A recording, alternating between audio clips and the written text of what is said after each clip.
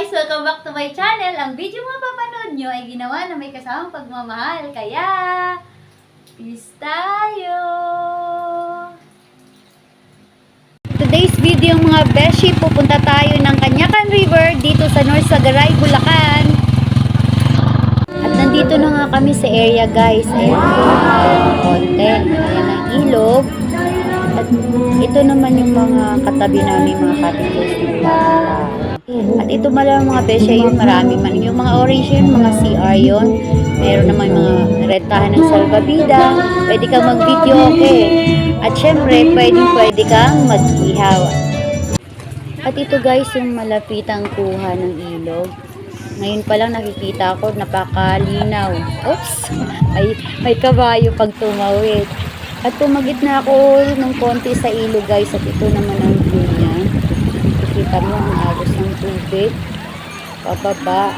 Medyo mababa pa ang tubig guys. Ayan, mga nagtapisaw ko mga pamangkin habang hinihintay prepare yung food.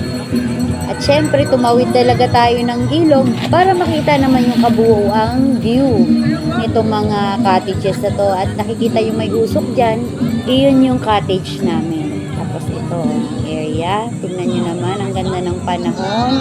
At balik tayo sa cottage ulit dahil kainan na.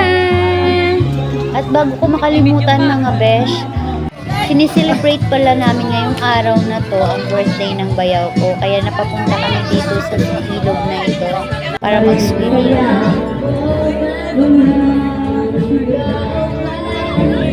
At balik na ulit sa tubig guys. Alam nyo naman hindi talaga ako sumisisid sa tubig kasi nga bawal. Ayan, pero iba yan, ipapakita ko sa inyo kung gaano kalinaw ang tubig. Napaka-clear ang tubig ngayon kasi nga hindi umulan guys. Tingnan nyo naman. Ang agos talaga makikita mo, clear na clear ang tubig. Diyan, portion na yan, syempre.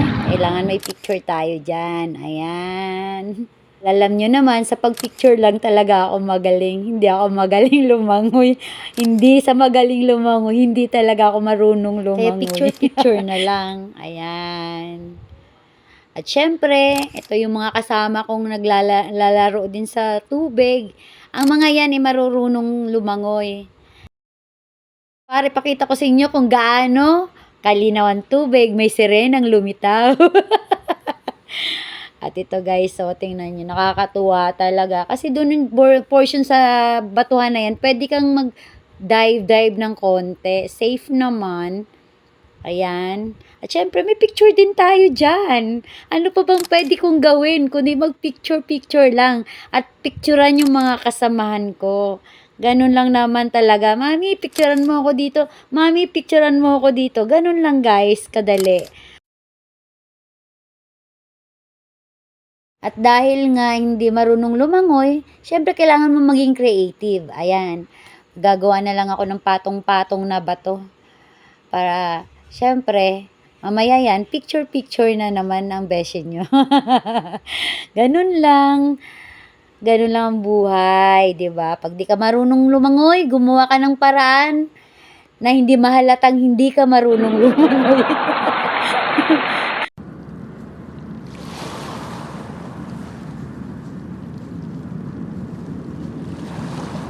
At ito na nga, natapos ko na yung ginagawa ko kaninang paglalaro. Ayan. At syempre, picture-picture naman. Ayan, pamangkin ko tsaka mama ko. Ako at ang pamangkin ko. Syempre, hindi lang isang shot yan. Alam nyo naman ako mag-picture. Ayan, magkasama kaming tatlo. At syempre, hindi nag-focus ulit ang camera ko, kaya medyo madilim. Pero ganun pa man, salamat sa panunood. Bye! I found a very special love in you, and it almost breaks me in two, squeezing me tighter, but I